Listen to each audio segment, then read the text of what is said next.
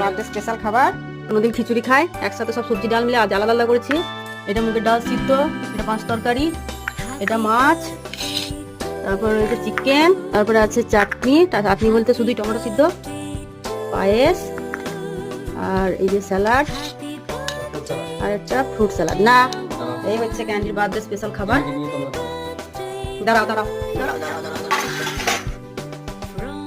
দাঁড়াও।